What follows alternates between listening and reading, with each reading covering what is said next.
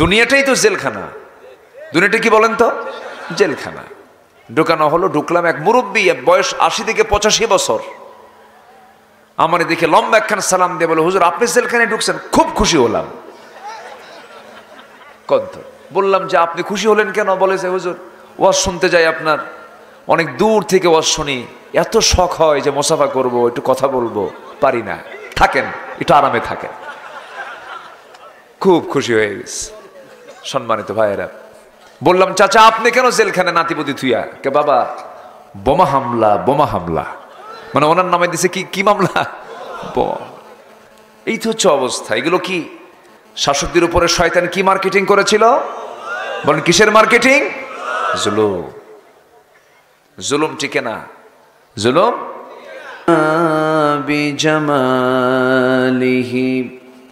হাসুনাত জামিউ খিসালিহি।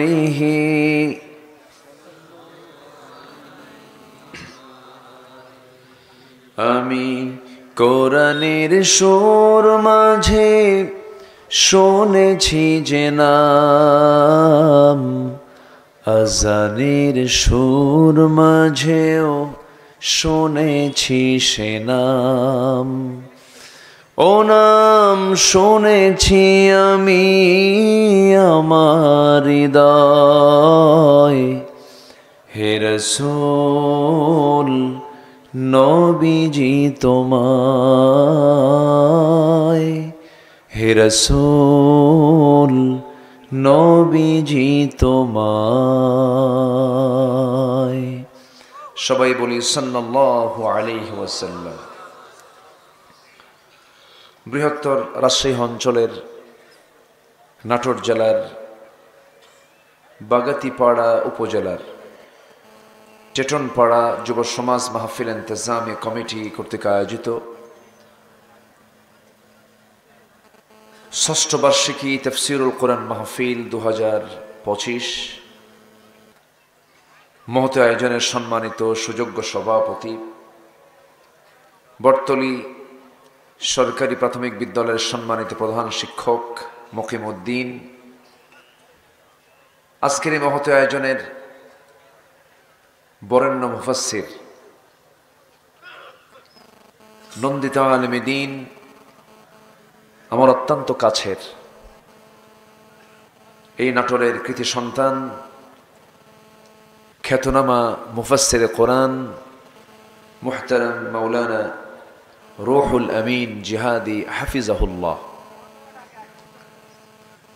উপস্থিত হাজারাত উলামায়ে কেরাম, ফদলায়ে ইজম, সুশীল সমাজ, জাতির শ্রেষ্ঠ সন্তান শিক্ষক মণ্ডলী, জাতির বিবেক সাংবাদিক বৃন্দ, সামনে উপস্থিত দূরে কাছের বিভিন্ন স্থান থেকে ছুটে আসা কালিমার ঝান্ডাবাহী, তাওহীদের পতাকাবাহী, দ্বীন ইসলামের নরসারদুল বীর মুজাহিদ, প্রাণ প্রিয় সম্মানিত দ্বীনি ভাইরা, আড়ালে বসে আছেন শ্রদ্ধেয়া সম্মানিতা মা বোনেরা। আলোচনার সূচনায় আনুষ্ঠানিকতার মধ্য দিয়ে আমার পক্ষ থেকে আবারও দিল খোলা সালাম, আসসালামু আলাইকুম ওয়া রাহমাতুল্লাহি ওয়া বারাকাতুহু। সবাই কেমন আছেন? সবাই কেমন আছেন? আমাকে প্রশ্ন করলেন, আল্লাহ তাআলা আমাকে আপনার সাথীতে বসে রেখেছেন, বলছি আলহামদুলিল্লাহ। বাগাতিপাড়ায় শীত মনে হয় একটু বেশি না? একটু বেশি মনে হচ্ছে। শীতের নাটোরের লালপুরের সাথেই তো, লালপুরে সবচেয়ে কম বৃষ্টি হয় আর সবচাইতে শীত বেশি হয়। তো যাই হোক, মহান রব্বি করিমের শুকরিয়া যে আমরা একটি মুক্ত স্বাধীন পরিবেশে কোরআন শোনার একটা পরিবেশ পেয়েছি, বলি আলহামদুলিল্লাহ। আমি নাটোরে আসি, এই নাটোরে আমাকে মাহফিল করতেও দেওয়া হয়নি, এরকম রেকর্ডও আছে। লালপুরে, তারপরে বনপাড়ায়, বিভিন্ন জায়গায় বিভিন্নভাবে মাহফিলে বিভিন্ন বাধা সৃষ্টি ছিল ইতিপূর্বে দীর্ঘদিন। এখন সেই বাধাটা নাই, আমরা মোটামুটিভাবে স্বাধীনতার পরে এই প্রথম মুক্ত মঞ্চে মুক্ত মনে কথা বলতে পারছি। ৮০-র দশকেও সুযোগ ছিল না, সেই সময় তো একটা স্বৈরাচার ছিল, তাই না? আচ্ছা, তারপরে এর আগেও কথা বলতে দেয়নি। তারপরে এক কথায় এই ৫৩ বছরে কোরআন শোনার জন্য যে একটা মুক্ত পরিবেশ, এই প্রথম ইতিহাস যা বলে আমরা এটাই ফিল করছি। তো যাই হোক, এটা আল্লাহ পাকের খাস মেহেরবানি, যিনি আমাকে আপনাকে এমন সুন্দর আয়োজনে শামিল করলেন, সেই মহান রবের শানে বলে উঠছি আলহামদুলিল্লাহ। আবারও বলছি আলহামদুলিল্লাহ। চিৎকার মেরে বলছি আল্লাহুম্মা ইন্নী আসআলুকা আল হুদা ওয়াত তুকা ওয়াল আফাফা ওয়াল গিনা। সবাই বলি আল্লাহুম্মা আইন্নি আলা যিকরিকা ওয়া শুকরিকা ওয়া হুসনি ইবাদাতিকা। আমরা আল্লাহ তাআলার শুকর আদায় করে নিলাম। সম্মানিত হাজিরিন, মহান রব্বুল আলামিন এই দুনিয়াতে মানুষ পাঠিয়েছেন। এই মানুষ পাঠানোর আগে এই দুনিয়ার আরো আগে সৃষ্টি হয়েছে। এই পৃথিবীতে প্রথম মানুষ যে পাঠানো হয়েছে তিনি আমাদের সবার পিতা। বলুন তো কে? একটু বলুন। তিনি ছিলেন কোথায়? জান্নাতে। বলেন কোথায় ছিলেন তিনি? জান্নাতে। তাহলে আমাদের আদি বাড়ি, আমাদের পুরাতন বাড়ি কোথায়? বাপের ভিটা কোথায়? জান্নাত। সেই জান্নাত থেকে আল্লাহ পাক তাকে দুনিয়াতে পাঠালেন। আল্লাহ পাক সিদ্ধান্ত নিয়েছেন পাঠাবেন, তিনি পাঠিয়েছেন। মাঝখান দিয়ে মানে ইবলিস একটু ডিস্টার্ব করেছে আমার আব্বাকে। সে জান্নাত পর্যন্ত চলে গেছে। জান্নাতে ঢুকে ফাওয়াসওয়াসা লাহুমা, মাকেও ছাড়ে নাই। ফাওয়াসওয়াসা লাহুমা, দুজনকেই ওয়াসওয়াসা দিয়েছে।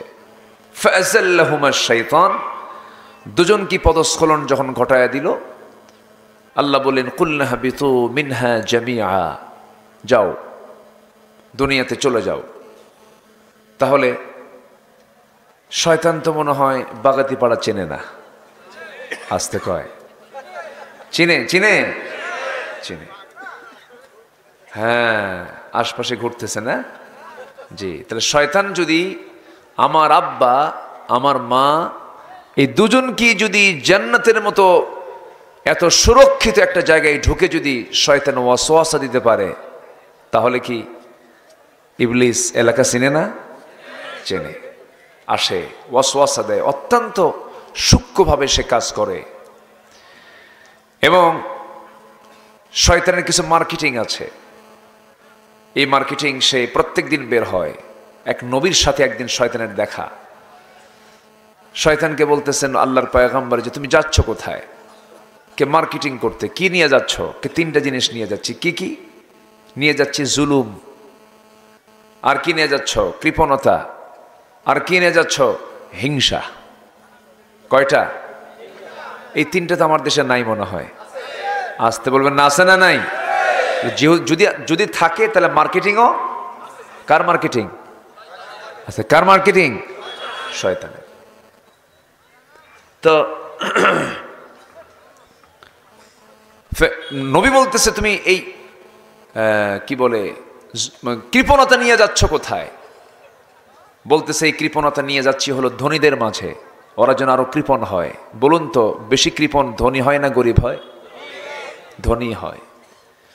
আচ্ছা, হিংসা নিয়ে যাচ্ছ কার কাছে? বলতেছে এগুলো জ্ঞানী গুণী যারা, বুদ্ধিজীবী যারা খুব জ্ঞান রাখে, আলেম ওলামা, বুদ্ধিজীবী, শিক্ষিত, শিক্ষক, সচেতন যারা, ওদের মাঝে নিয়ে যাচ্ছি যেন ওরা হিংসা করে। আছে না নাই? আসতে বলবেন না, আছে না নাই? আচ্ছা, আর জুলুম নিয়ে যাচ্ছ কার কাছে? জুলুম নিয়ে যাচ্ছি হলো শাসকদের কাছে। কাদের কাছে? তাহলে এই 16 বছর শাসকদের কাছে শয়তানের মার্কেটিং কেমন ছিল? বলেন তো কেমন ছিল বলেন তো? ভালোই ছিল। এখন একটু কমছে, জুলুম একটু কমছে, মার্কেটিং শয়তান অতটুকু করতে পারছে না, একটু দমে আছে। সম্মানিত ভাইয়েরা, জুলুম কম হয়নি, কিছু কথা তো বলতেই হবে আমাদের, যেহেতু মঞ্চ আমাদেরকে উঠতে দেয়নি, যে পছন্দ না হলেও বলতে হবে। আমাদেরকে শান্তিতে থাকতে দেয়নি, দেশ চালিয়েছে ওরা আর জেল খাটাইছে আমাদের, ঠিক কিনা? আমি নিজেও জেলে ছিলাম 18 সালে, বাড়ি ঘেরাও করে 200-300 পুলিশ দিয়া বাড়ি ঘেরাও করে আমারে নিয়ে থানায় চলে গেল। পুলিশ আমারে দেখে, ওসি আমারে দেখে কান্দে। বললাম কান্দেন কেন? হুজুর আমি আপনার খুব ভক্ত। বললাম ভক্ত, আপনি কান্দেন কেন? বলে যে হুজুর কি করব, উপরের চাপ। বললাম উপরের চাপ? উপরে তো আল্লাহ থাকে, উপরে কি হুজুর সেই উপর না তো, খুব চাপে আছে হুজুর, চাকরি বাঁচান তো ফরজ, বউ বাচ্চা আছে, কি করবেন, উপায় তো নাই। বললাম চাকরি বাঁচান যদি ফরজ হয়, ইমান বাঁচান তো নফল, কি বলবো আর। শেষে মামলা একখান দিয়ে বললো হুজুর যান, নির্বাচন পার হলেই আবার বের হয়ে চলে আসবেন। ঢুকলাম ভিতরে, দুনিয়াটাই তো জেলখানা, দুনিয়াটা কি বলেন তো? জেলখানা। ঢুকানো হলো, ঢুকলাম, এক মুরব্বী, বয়স 80 থেকে 85 বছর, আমার দেখে লম্বা একখান সালাম দিয়ে বলে হুজুর আপনি জেলখানায় ঢুকছেন, খুব খুশি হলাম। কত বললাম যে আপনি খুশি হলেন কেন? বলেছে হুজুর ওয়াজ শুনতে যাই আপনার, অনেক দূর থেকে ওয়াজ শুনি, এত শখ হয় যে মুসাফা করব, একটু কথা বলবো, পারি না, থাকেন একটু আরামে থাকেন। খুব খুশি হয়ে গেছে। সম্মানিত ভাইয়েরা, বললাম চাচা আপনি কেন জেলখানে নাতিপুতি থুইয়া? কে বাবা, বোমা হামলা, মানে ওনার নামে দিছে কি মামলা? এই তো হচ্ছে অবস্থা। এগুলো কি শাসকদের উপরে শয়তান কি মার্কেটিং করেছিল? বলেন কিসের মার্কেটিং? জুলুম টিকে না, জুলুম টিকে না। একটু আসতেছি লাইনে, আসুন আমরা একটু আয়াতের দিকে আস্তে আস্তে যাই। তাফসীর মাহফিল তো, তাফসীর মানে হচ্ছে এক্সপ্লেন অফ দ্য হলি কোরআন, কোরআনের যে ব্যাখ্যা, আয়াতের যে ব্যাখ্যা, এটা যেন হকটা যেন আদায় হয়। ম্যাক্সিমাম মাহফিলে এই নামটা দেওয়া হয় কিন্তু হকটা আদায় হয় না। একটু হকটা আদায় করা দরকার, একটু মনোযোগ দিয়ে শুনতে হবে। কোরআন শোনার জন্য মনোযোগিতা কম থাকা দরকার না বেশি থাকা দরকার? ধৈর্য কম থাকা দরকার না বেশি থাকা দরকার? ধৈর্য এবং মনোযোগ থাকতে হবে 100%, কারণ এখানে কিন্তু শয়তান খুব চেষ্টা করে এখান থেকে বের করে নিয়ে যাওয়ার জন্য, খুব চেষ্টা চালায়। আসুন আমরা মূল আয়াতের দিকে আস্তে আস্তে যাই। আমি চিন্তা করলাম কি বলা যায়। এখানে বসেই যখন মাহফিলে আসলাম, এক ইয়াং ছেলে আমাকে বলতেছে হুজুর আমি রসুন লাগাই আর আপনার ওয়াজটা শুনি, মানে ওই কি বলে জমিতে রসুন লাগাই আর আপনার ওয়াজটা লাগায়া, ওয়াজ শোনার মাঝামাঝি আমি এই কাজগুলো করি, রসুনগুলো লাগাই। তো এই যে রসুনের প্রতি একটা টান আপনাদের, গোটা দেশের সবচেয়ে বেশি রসুন হয় কোথায়? এই নাটোরে। রসুন পেঁয়াজ এটা অন্য মাটিতে হবে না, এই মাটিতেই বেশি হয়। আলহামদুলিল্লাহ বলেন। এত বড় বড় না, অনেক সুন্দর সুন্দর বড় বড়, এবং ওই ইন্ডিয়ান রসুন না। ইন্ডিয়ান রসুন তো মজা নাই, স্বাদ নাই, ঝাঁজ নাই, কিন্তু নাটোরের যে রসুন, আল্লাহু আকবার, খুব মজার। এত প্রশংসা করলাম, কিছু রসুন দিয়ে না আমারে যাওয়ার সময়। আচ্ছা, তো আল্লাহ পাক কিন্তু রসুনের কথাও কিন্তু কোরআনে বলেছেন, ওয়া আদাসিহা ওয়া বাসালিহা ওয়া ফুমিহা, আল্লাহু আকবার বলেন। তাই রসুনের নাম কোথায় আছে? কোরআনে আছে। বিশাল ব্যাপার কিন্তু। তো আমি তখনই চিন্তা করলাম যে আজকে কি আলোচনা করা যায়। এই এলাকার মানুষ তো ব্যবসা, তারপরে চাষাবাদ এগুলো করে, তাহলে ব্যবসার প্রতি একটা ঝোঁক আছে। তো ব্যবসা শব্দটা শুনলেই কিন্তু মানুষের একটা আলাদা আগ্রহ জমে, জানো এই ব্যবসা করলে এই লাভ, তখন কিন্তু মনোযোগিতা কমে না বাড়ে? বাড়ে। আল্লাহ বলছেন একটা আয়াতের ভিতরে, বান্দা এই কাজগুলো তুমি যদি করো, এই 3টা কাজ করলে এই ব্যবসায় কখনো লস নাই। জোরে বলি সুবহানাল্লাহ। এই 3 কাজে যদি কেউ সফল হতে পারে, এই ব্যবসায় কোনোদিন তার কোনো লস নাই। তিজারাতাল লান তাবুর, এই ব্যবসায় কোনো লস হবে না। আসুন সে আয়াতের দিকে আস্তে আস্তে যাচ্ছি। আল্লাহ রাব্বুল আলামিন বলেন, ইন্নাল্লাযীনা ইয়াতলুনা কিতাবাল্লাহি ওয়া আকামুস সালাতা ওয়া আনফাকু মিম্মা রাযাকনাহুম সিররান ওয়া আলানিয়াতান ইয়ারজুনা তিজারাতান লান তাবুর। জোরে বলুন আল্লাহু আকবার। আমার বন্ধুগণ, সূরাতুল ফাতির আয়াত নম্বর 29 আল্লাহ রাব্বুল আলামিন বলছেন, নিঃসন্দেহে যাদের ভিতরে তিনটা আমল থাকবে তাদের কোনো লস নাই। এর মধ্যে এক নম্বর হলো ইন্নাল্লাযীনা ইয়াতলুনা কিতাবাল্লাহ। যারা এক নম্বর, যারা আল্লাহর কালামকে সুন্দর করে যারা তেলাওয়াত করবে, জোরে বলি সুবহানাল্লাহ। যে বাড়িতে তেলাওয়াত আছে সেই বাড়িতে অসুখ থাকবে না। আল্লাহু আকবার বলবেন না? আমার দাদির তেলাওয়াত ছিল, নিজের চোখে দেখেছি। আমার দাদি 85 বছর বয়স পর্যন্ত খালি চোখে কোরআন পড়তেন। আমার বন্ধুগণ, দাদির যুগের মানুষগুলো সেই সময় কোরআন পড়তো। ফরকানিয়া মাদ্রাসাগুলো ছিল গ্রামের মধ্যে, ঢুকলে পরে গুনগুন গুনগুন গুনগুন করে তেলাওয়াতের আওয়াজ কানে আসতো। কিন্তু সেই সোনালি দিনগুলো আজকে অতীত হয়ে গেছে, নাই। আজকে ভাবিরা ঘুম থেকে ওঠে মাত্র সকাল 10টায়। আমি কি ভুল বলতেছি? উঠেই ব্রাশ মারে, একটা এই দিকে একটা এই দিকে, কি ঠিক কিনা বলেন? অথচ রাসূল বলেছেন, বুরিকা লি উম্মতি ফি বুকুরিহা, আমার উম্মতের বরকতময় সময় হলো সকাল। আমার উম্মতের বরকতময় সময় কি বলেন? সকাল।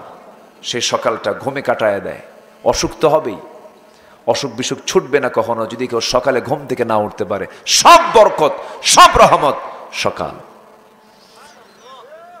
গ্রামের মানুষগুলো শহরের তুলনায় সুস্থ কেন জানেন? গ্রামের মানুষগুলো ম্যাক্সিমাম এখনো গ্রামে এই ভাইরাস ঢুকছে, কারণ এই যে ওয়াইফাই নেটওয়ার্ক এগুলো সব ঢুকছে, তো এখন সব ভাইরাসগুলো ঢুকে গেছে, নষ্ট হয়ে যাচ্ছে। সম্মানিত ভাইয়েরা, তাহলে অসুখ শরীর থেকে তাড়ানোর জন্য কি তেলাওয়াত দরকার বলেন তো? বলেন বলেন বলেন, কি তেলাওয়াত দরকার?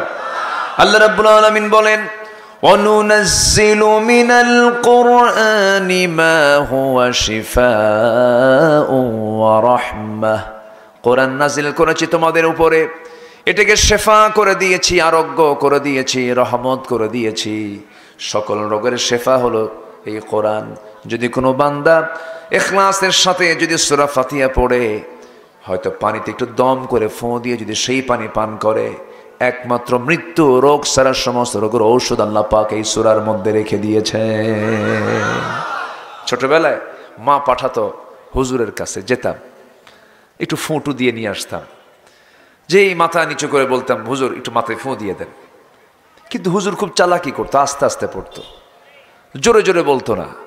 তো পরে বড় হয়ে চিন্তা করে দেখলাম, না, হুজুর চালাকির কারণ আছে। হুজুর যেটা পড়তো সেটা আমারও জানা আছে। তার নাম হলো সূরা ফাতিহা। তার নাম কি? সূরা ফাতিহা। সম্মানিত ভাইয়েরা, আজকে সেই তেলাওয়াত কমে গেছে, নাই। কোরআন তেলাওয়াতের প্রচলন আজকে একদম নিম্নের কোঠায়, নাই বললেই চলে। বাড়িতে বাড়িতে কোরআন তেলাওয়াত হয় না, অথচ নাটকের আসর বসে, সিনেমার আসর বসে। মায়েরা আছে নাকি মাহফিলে? জরিপ এসেছে, এদেশের প্রায় 80% মহিলা সপ্তাহে 82 ঘন্টা টিভি সেটের সামনে বসে থাকে। এটা জরিপে আমি দেখেছি। এটা আমি কি মিথ্যা বললাম বলেন তো? তারা কম দেখে না বেশি দেখে? বেশি দেখে। রুটিন ওয়ার্কের মতো, একদম রেগুলার, কোনো মিস্টিস নাই। না, এগুলো করলে আপনার সন্তানগুলো ভালো হবে না, সন্তান চরিত্রবান হবে না। আমরা সম্পর্ক রাখবো কোরআনের সাথে। জোরে বলি ইনশাআল্লাহ, আর জোরে বলি ইনশাআল্লাহ। কোরআন শুধু তেলাওয়াতের জন্য যে না, তা না। কোরআনকে বুঝতে হবে, কোরআনকে জানতে হবে। তেলাওয়াত, কিরাআত, দিরাসাত, তাদাব্বুর সব থাকতে হবে। সম্মানিত বন্ধুগণ, আজকে দিন যত যাচ্ছে কোরআন বোঝা জানা তত সহজ হয়ে যাচ্ছে। জোরে বলি সুবহানাল্লাহ। আজ থেকে 100 বছর আগে যে ব্যাখ্যা ছিল না সেই ব্যাখ্যা আজকে সায়েন্স ডেভেলপ হওয়ার কারণে কোরআন আরো সুন্দর করে মানুষের সামনে উপস্থাপিত হচ্ছে। আল্লাহু আকবার বলেন। যেমন ধরেন আল্লাহ পাক বহু উদাহরণ দিয়েছেন। যেমন এক জায়গায় আল্লাহ পাক মশার প্রসঙ্গ টেনেছেন। কিসের প্রসঙ্গ টেনেছেন? মশা। তো কাফের মুশরিকরা বলল, কোরআনের মতো কিতাবে আবার মশার কথা দেওয়ার, মশার উদাহরণ দেওয়ার কি দরকার ছিল? মাযা আরাদাল্লাহু বিহাদা মাসালা, কি দরকার ছিল? এরকম করে তারা প্রশ্ন করলো। কিন্তু আল্লাহ যা বলেছেন কোরআনে, একটা ওয়ার্ডও, একটা হরফও বান্দার জন্য অতিরিক্ত করে নাজিল করেননি। সব এসেনশিয়াল, সব জরুরি, ঠিক কিনা বলেন? সব জরুরি। আমিন বলেন, ইন্নাল্লাহা লা ইস্তাহি আন ইয়াদরিবা মাসালাম মা বাউদাতান فما فوقها فأما الذين آمنوا فيعلمون أنه الحق من ربهم وأما الذين كفروا فيقولون ماذا أراد الله بهذا مثلا يضل به كثيرا ويهدي به كثيرا يضل به كثيرا ويهدي به كثيرا وما يضل به إلا الفاسقين জোরে বলুন আল্লাহু আকবার। সূরাতুল বাকারা আয়াত নম্বর 26 আল্লাহ রাব্বুল আলামিন এখানে মশার দৃষ্টান্ত দিয়েছেন। যারা ঈমানদার তারা এর মধ্যে সত্যতা খুঁজে পেয়েছে, আর কাফেররা প্রশ্ন করেছে কি দরকার ছিল এই সমস্ত মিসালগুলো দেওয়ার। মশা, এই মশাটাকে আমরা যদিও ছোট চোখে দেখছি, এখন আমি প্রশ্ন করব আমার ভাইয়েরা, মশারি যে টাঙ্গায় এটা মশা টাঙ্গায় না মানুষ টাঙ্গায়? হ্যাঁ, কারা টাঙ্গায় বলেন? মানুষ। মশা মানুষকে ভয় পায় না, মানুষ মশাকে ভয় পায়। বলেন, মানুষ মশাকে ভয় পায়।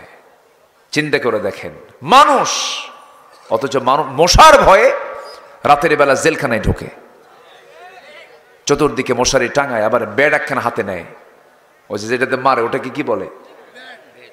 ইলেকট্রিক ব্যাট যেটা, ওটা আবার হাতে নিয়ে দেখে যে কোন দিক দিয়ে ঢুকলো, মারে।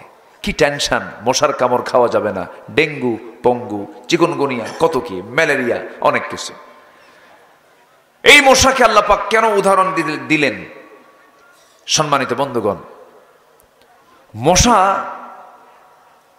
যদি কারো চামড়ার উপরে বসে, এই স্কিনে যদি বসে, যখন সে বসে তখন সে কিন্তু এমনি এমনি বসে না, ওকে যেন না ধরতে পারে এই জন্য সে আগে অবশ করে। অবশ করাকে মেডিকেল ভাষায় কি বলে? অ্যানেস্থেসিয়া। আচ্ছা, কি জানে বললে কথাটা? আপনি বললেন? জি, আলহামদুলিল্লাহ। অ্যানেস্থেসিয়া বলে এটা মেডিকেলের ভাষায়। অ্যানেস্থেসিয়া জাস্ট এই জায়গায় এই বসবে, এর আগে আগে বসবে, বসে আগে চতুর্দিকে আগে অবশ করবে। সলিমুদ্দি তোর 14 গোষ্ঠীও টের পাবে না, সুবহানাল্লাহ বলবেন না?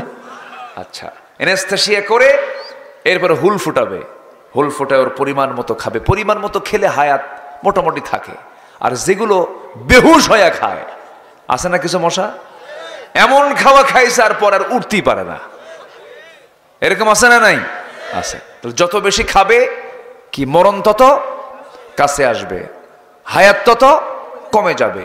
এই বিগত 16 বছর যারা আমার দেশের ক্ষমতার মসনদে ছিল তারা কি কম খাইছে না বেশি খাইছে?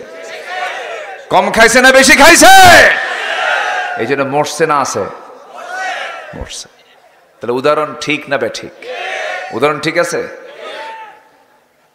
এত খাওয়া খাইছে, আইরে আল্লাহ। সে খাওয়া খাইলো, লাভ হলো কি? সম্পদ দিয়ে তো বাঁচতে পারলো না, নৌকায় চললো, আবার উল্টা মানে ভুল করে আবার নৌকায় চড়ছে। ওই যে দরবেশ নাকি নাম, হ্যাঁ, দাড়ি যে কাটছে, যে দাড়িটা কাইটা মাথার চুলটা কালো বানাইছে, আবার নৌকায় চড়ছে। লুঙ্গি খুইলা কি পাজামা খুইলা লুঙ্গি পড়ছে, পাঞ্জাবি খুইলা গেঞ্জি পড়ছে, ঢুকলো ভিতরে, ঢুকলো, ওকে উঠলো নৌকায়, নৌকা আর ফিরল না। পুলিশ এসে, কোস্টগার্ড এসে বলতেছে আইনমন্ত্রীকে, স্যার আপনাকে চিনি, আপনি চলেন থানায় চলেন। আইনমন্ত্রী কয় আমারে তুমি একা নিয়ে যাও। আমি কি একা আসছি নাকি? আমি তো জামাতের সাথে আসছি। কই জামাতের সাথে? কে? কই যে বসে আছে, কে মাথায় দেখি কালো চুল, মুখে দাড়ি নাই, লোকটা কে? এটা লুঙ্গি পরা লোকটা আবার কে? ভালো করে দেখো, ওটাই দরবেশ। কথা বোঝেন নাই? হ্যাঁ, সম্পত্তি দিয়ে লাভ হলো কি? ওরা চেয়েছিল আলেমদেরকে উলঙ্গ করতে, ওরা চেয়েছিল আলেমদেরকে বেইজ্জত করতে, আল্লাহ ওদেরকে ন্যাংটা করে ছেড়ে দিয়েছেন। এই ক্ষমতা কার? কোন বাতিল গোষ্ঠীর সাথে আমাদের কোনোদিন আপোষ হবে না। ওই বাতিলদের মোকাবেলা করার জন্য রাজি আছেন কারা কারা? হাত উঁচু করে দেখান মুসলমান।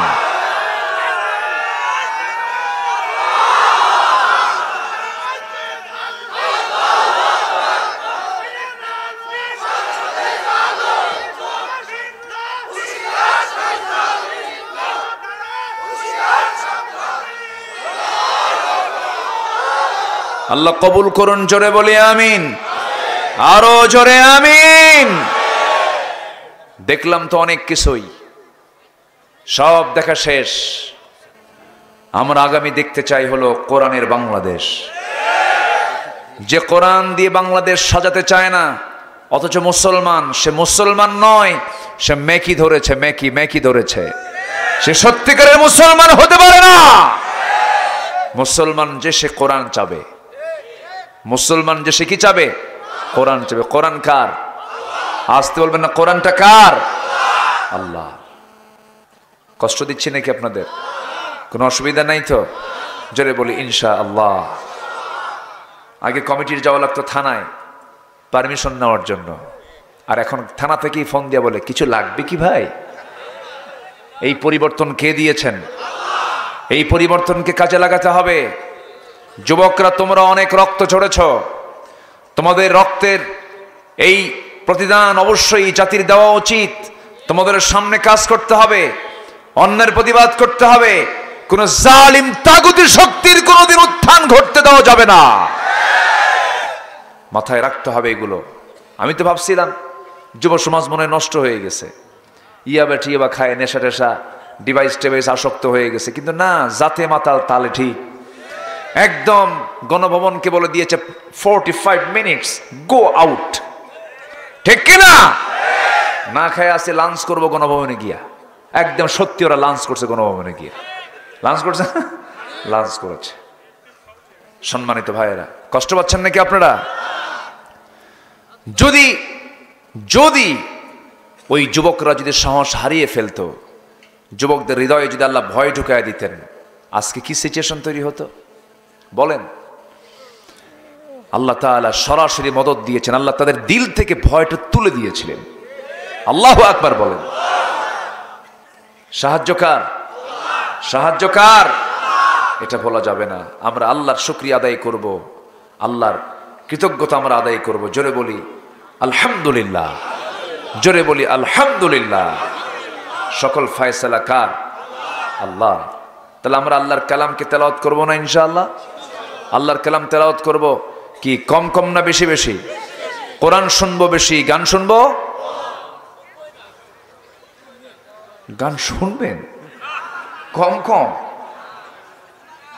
এটা কি কয় আবার? গান শোনা যাবে? গান মানুষকে মুনাফিক বানায়, নষ্ট করে ফেলে। গানের কাছে আমরা যাব না। জোরে বলি ইনশাআল্লাহ। তাহলে মশা খায় বেশি, মরেও তাড়াতাড়ি, নাম্বার 1। নাম্বার 2 হলো,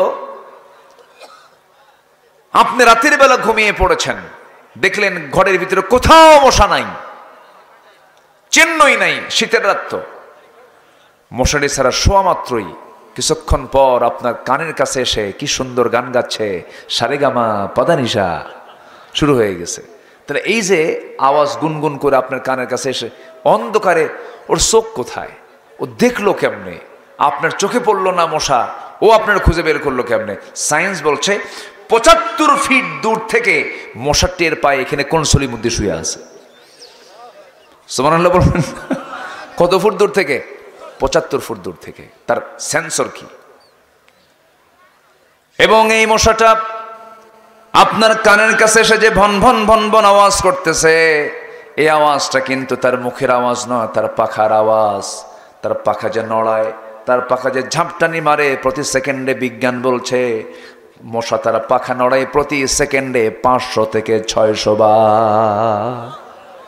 500 থেকে 600 বার। পৃথিবীতে আজ পর্যন্ত কোনো মেশিন আবিষ্কার হয়নি যা মশার পাখার মতো এত দ্রুত নড়তে পারে। তো মশার উদাহরণকে আল্লাহ দিতে ভুল করেছেন না।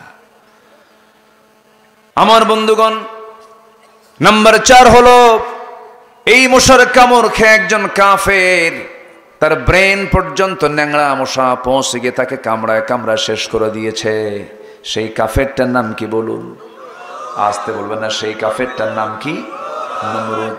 এরকম করে আল্লাহ রাব্বুল আলামিন বহু মিসাল দিয়েছেন। আল্লাহ তাআলা মাকরসা নামে একটা সূরা নাজিল করেছেন, সূরাতুল আনকাবুত। সূরাতুল আনকাবুত। যারা আল্লাহকে বন্ধু না বানায়া অন্য কাউকে বন্ধু বানাবে, তাদের দৃষ্টান্ত হলো মাকড়সার মতো।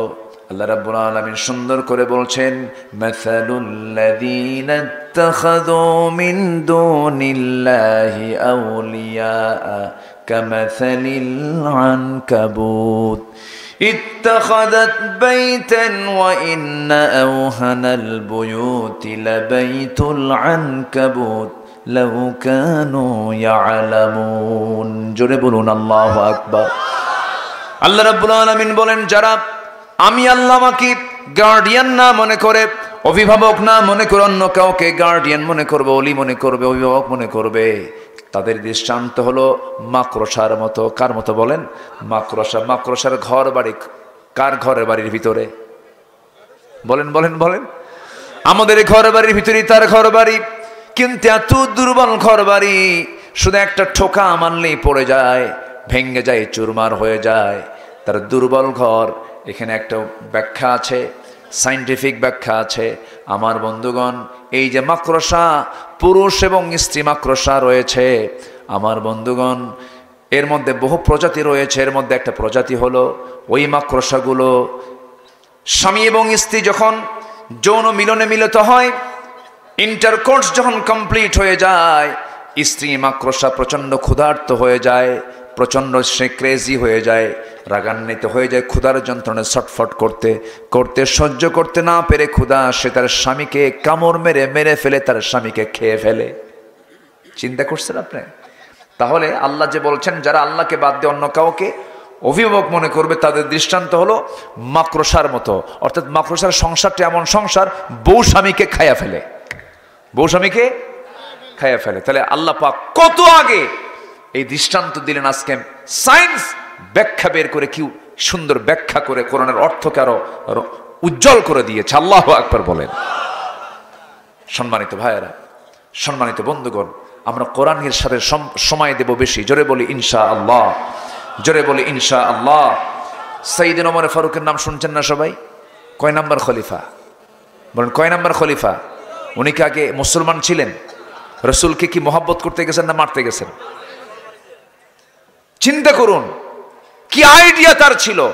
রসুলকে মারার সিদ্ধান্ত যে লোকটা নেয়, কি হতে পারে? তিনি হয়ে গেলেন ইসলামের দ্বিতীয় খলিফা। বহুদিন আগে এক মাহফিলে বললাম, ওমরে ফারুককে চিনেন কে? সামনে থেকে ছোট্ট একটা বাচ্চা দাঁড়ায় বলে, হুজুর আমি চিনি। কে? আমাদের বাড়ির দোতলায় ভাড়া থাকে, বুঝলেন?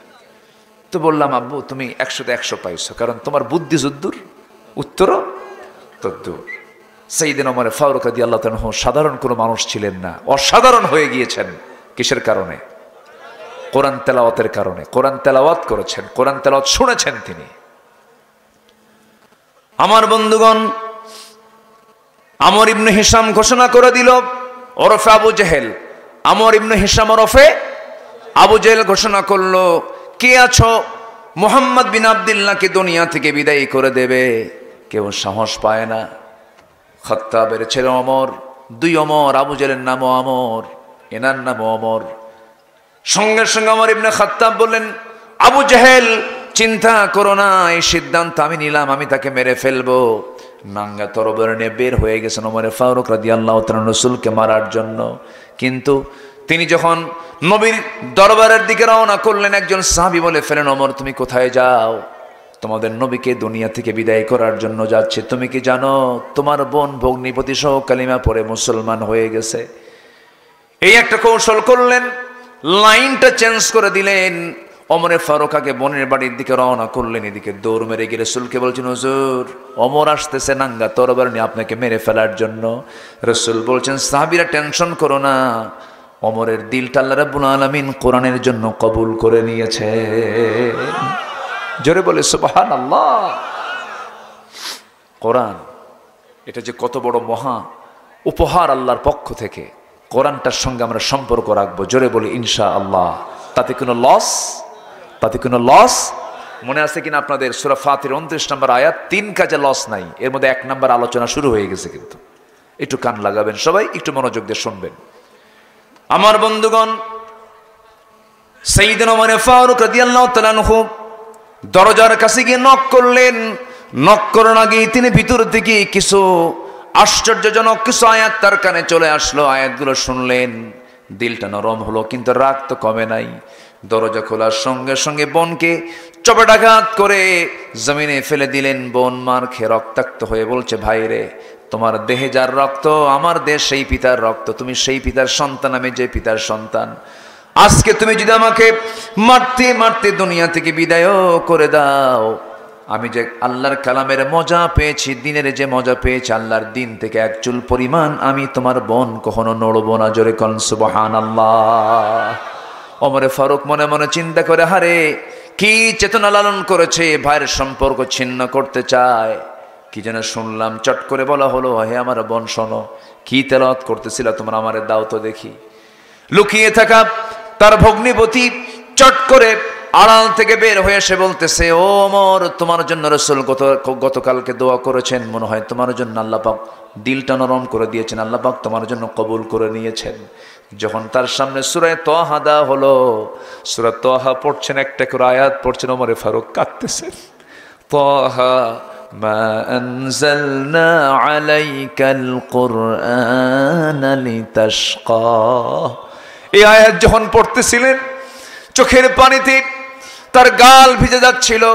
ওমরে ফারুকের তরবারি থরথর করে কাঁপতে কাঁপতে পড়ে যাচ্ছিল, আর বলতেছে, আমার বোন, আমি আজকে কি শুনলাম, এমন সুন্দর কথা আমার জীবনেও আমি কোনোদিন শুনি নাই। জোরে বলি সুবহানাল্লাহ। ইন্নাল্লাযীনা ইয়াতলুনা কিতাবাল্লাহ। সোজা চলে গেলেন নবীর দরবারে, তরবারি নবীজির পায়ের কাছে রেখে দিয়ে বলছেন, আল্লাহর পয়গম্বর, এই তরবারি আপনার মস্তকটাকে দ্বিখণ্ডন করার জন্য নিয়ত করে বের হয়েছিল ওমর, কিন্তু পারল না। আমাকে বাধার প্রাচীর হয়ে সম্পূর্ণ রাস্তা ঘুরায় দিয়ে আপনার অভিমুখী করে দিয়েছে, কোনো কিছু নয়, একমাত্র কি কোরআন। এটাকে যে মানবে সে জিরো থেকে হিরো হবে, আর যেটার বিরুদ্ধে ষড়যন্ত্র করবে সে হিরো থেকে জিরো হবে। যেমন জিরো হয়ে গেছে, ঠিক কিনা? জিরো হয়ে গেছে। এত সুন্দর মানুষ আপনারা, আলহামদুলিল্লাহ। বাগাতি না, বাগাতি মানে কি? বাগ না, বাগ মানে বাগান, জান্নাত, তাই না? বাগ মানে এরকম না, এরকম শব্দই তো, ঘত না। হ্যাঁ, বাগ, বাগিচা, এরকম সুন্দর শব্দ আপনাদের এই এলাকার নাম। ভালো, আলহামদুলিল্লাহ বলেন। জি, অনেক সুন্দর আপনারা। আমাকে সময় দিচ্ছেন তো নাকি? কাজে লস নাই, বলেন কয়েক কাজে লস নাই।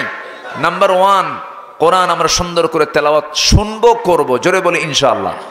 নামাজ না পড়া, হ্যাঁ, কি নামাজে তেলাওয়াত করতে হয়, শুনতে হয়, কি সুন্নতে পড়তে হয়, আর ফরজে বলেন, ফরজে শুনতে হয়, সুন্নতে পড়তে হয়। ইন্নাল্লাযীনা ইয়াতলুনা কিতাবাল্লাহ, তাদের লস নাই। জোরে কান সুবহানাল্লাহ।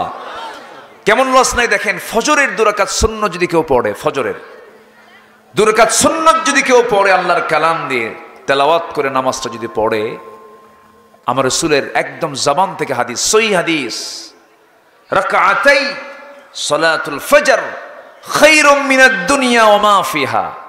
যে ব্যক্তি ফজরের 2 রাকাত সুন্নাত নামাজ আদায় করবে, মহান রব্বুল আলামিন তাকে এত পুরস্কার দিবেন, যার পুরস্কার হচ্ছে এই জমিনে খায়রুম মিনাদ দুনিয়া ওয়া মা ফিহা, এই জমিনে এর মাঝে যা আছে, আকাশ এবং জমিনের মাঝে যত মূল্যবান সম্পদ আছে এর চাইতে বেশি দামি আমার আল্লাহর কাছে হলো ফজরের 2 রাকাত সুন্নত নামাজ।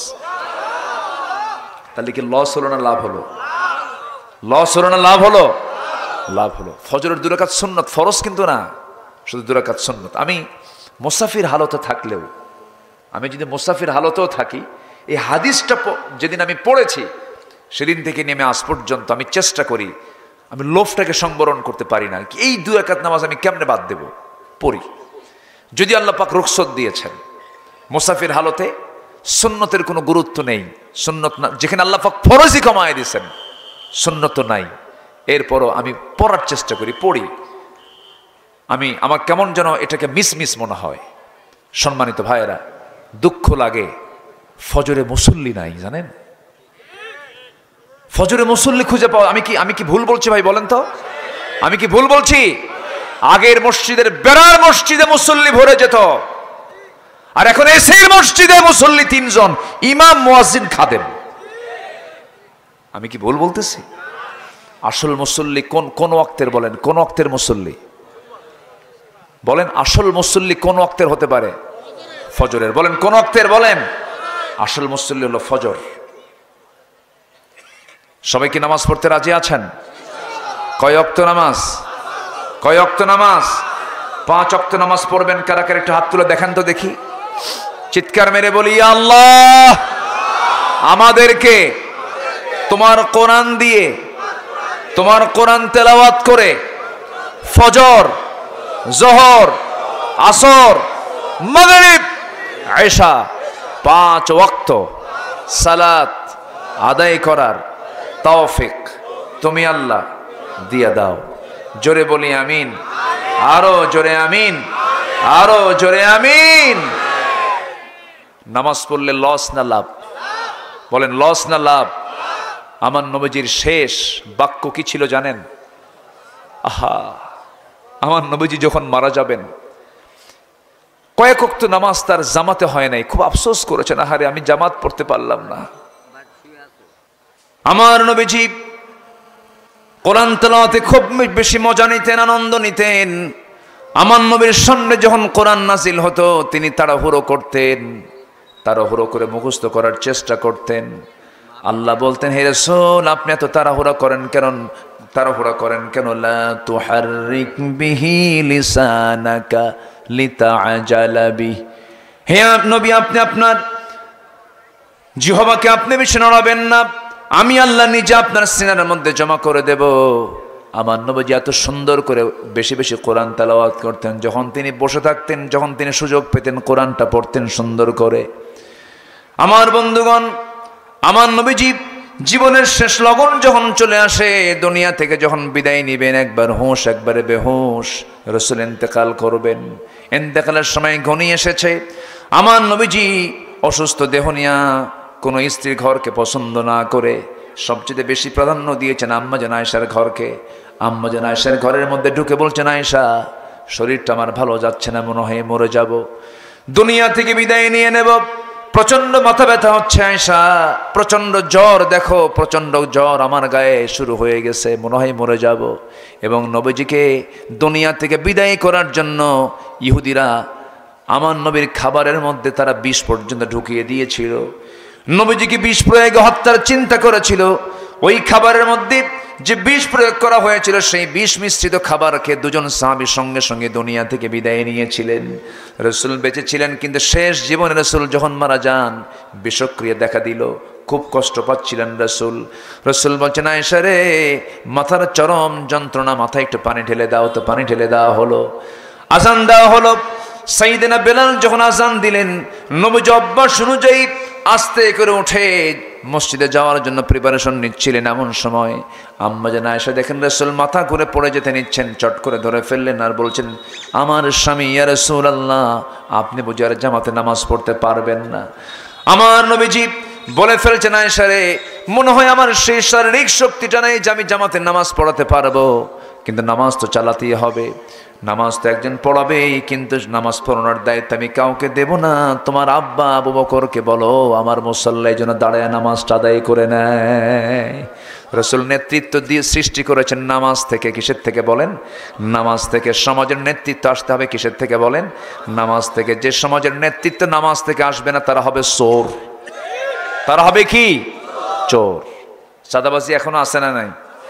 এখনো আছে, ট্রান্সফার হয়েছে, শুধু ব্যক্তি ট্রান্সফার হয়েছে। সাবধান হন, সাবধান হন। গাছের গোড়ায় নড়া দিছে, মামা বাড়ি দিল্লি গিয়ে পড়ছে। 25 বছর আগের বক্তৃতা করেছিলেন আল্লামা সাঈদ রাহিমাহুল্লাহ। গাছের গোড়ায় নাড়া দেব, মামা বাড়ি দিল্লি গিয়ে পড়বা। এই যে সিচুয়েশন তৈরি হয়েছে, আসুন দেশটাকে সুন্দর করে সাজাই। চাঁদাবাজি, টেন্ডারবাজি, পুকুর দখল, জমি দখল, এগুলোকে না বলুন। যদি জুলুমের মাত্রা বেড়ে যায় আবার কিন্তু নাড়া দিয়ে আবার আরেক জায়গায় পাঠায় দেবে, ঠিক কিনা? এজন্য সতর্ক হওয়া দরকার। সতর্ক হব আমরা। জোরে বলি ইনশাআল্লাহ, জোরে বলি ইনশাআল্লাহ। আমার নবীজি বললেন, আয়েশা বলে দাও তোমার আব্বা যেন আমার মুসল্লায় দাঁড়ায় নামাজটা পড়ান শুরু করে দেয়। ইমাম চেঞ্জ হয়ে গেছে, সাহাবা কেরাম কান্নায় অস্থির হয়ে গেছেন। সাহাবীরা কাঁদতেছেন, নবীজির কানে কান্নার আওয়াজ চলে আসছে। যারা মদিনা যারা জিয়ারা করেছেন, নবীজির হুজরাখানা যেটা ছিল সেটাই হলো এখন মাকবারা। আমার নবীজির মাকবারা হলো, নবীজির কবরটা হলো, যেখানে রাসূলের ঘরটা ছিল, আম্মাজানের ঘরটা ছিল, সেটাই হলো এখন কবর। আমার বন্ধুগণ, আমার নবীজি যখন বললেন আবু বকর আমার মুসল্লায় দাঁড়িয়ে নামাজ পড়াবে, নামাজ যখন শুরু হয়ে গেছে, সাহাবে কেরামদের মধ্যে কান্নার রোল পড়ে গেছে। নবীজির কানে সেই কান্নার আওয়াজগুলো আসতেছে। রাসূল বলছেন, আয়েশা রে, আমার সাহাবীরা কান্দে, আমার সাহাবীরা নামাজ পড়ে, আমাকে একটু নিয়ে যাও তো। জানালার কাছে নিয়ে যাওয়া হলো। জানালার কাছে উকি মেরে আম্মাজান আয়েশা তাকে ধরলেন। তিনি দেখতেছিলেন নামাজের দৃশ্যগুলো।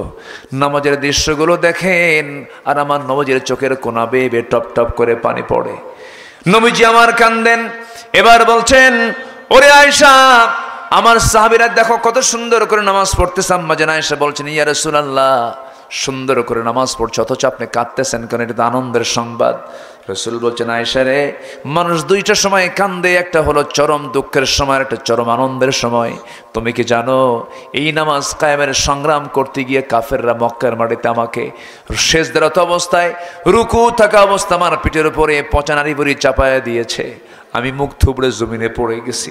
এই নামাজ কায়েমের সংগ্রাম করতে গিয়া তায়েফের মানুষ আমাকে পাগলা বলে আখ্যা দিয়া চোখা পাথর মেরে মেরে আমাকে রক্তাক্ত করে আমাকে জমিনে ফেলে দিয়েছে, ফেলে রেখেছিল। ওরে আয়েশা, এই নামাজ কায়েমের জন্য ওই মক্কা থেকে আমি বিতাড়িত হয়ে মদিনায় হিজরত করে এসেছি। ওই দিন কায়েমের জন্য, নামাজ কায়েমের জন্য কাফেররা উহুদের ময়দানে দেখো আমার সামনের দুটো দাঁত নাই, দাঁত ভেঙে দিয়েছে। ওই দিন কায়েমের জন্য, নামাজ কায়েমের জন্য খন্দকের পরীক্ষা খনন করতে গিয়া কুদাল মারতে মারতে আমার কোমরটা কুঁজো হয়ে গেছে। আয়েশা দেখুন, আমি কোমরটা সোজা করে দাঁড়াতে পারি না। ওরে আয়েশা, যেই নামাজ কায়েমের জন্য আমার কোমর গেল, দাঁত গেল, গোটা শরীরে ক্ষত বিক্ষত চিহ্ন, যেই দিন কায়েমের জন্য, নামাজ কায়েমের জন্য এতগুলো রক্ত আমার ঝরাতে হলো, সেই নামাজ আজকে রাষ্ট্রীয় পর্যায়ে কায়েম হয়ে গেছে। আয়েশা, এই চরম আনন্দ আমাকে দারুণ কাঁদাচ্ছে, আনন্দের কান্না আমি কাঁদতেছি। এরপরে রাসূল বলছেন, আয়েশা রে, আমি মনে হয় দুনিয়া থেকে বিদায় হয়ে যাব যে কোনো মুহূর্তে। আমার নবীজি তার কাছ থেকে বিদায়ের শেষ মুহূর্তে একটা হাদিস বর্ণনা করলেন, আয়েশা, আমার বুঝি বিদায় লগন চলে এসেছে, আমি মরে যাব। তুমি আমার পক্ষ থেকে লাস্ট মেসেজ আমার উম্মতকে জানায় দিবা। আমার উম্মতকে আমার জীবনের শেষ যে মেসেজটা দিয়ে গেলাম সেটা হলো, as-salata as-salata ইমা মালাকাত আইমানুকুম, নামাজ সালাত সালাত, আমার উম্মতের কখনো 5 ওয়াক্ত নামাজ ছেড়ে দিবা না। আল্লাহ কবুল করুন, আল্লাহ কবুল করুন, আল্লাহ কবুল করুন, আল্লাহ কবুল করুন।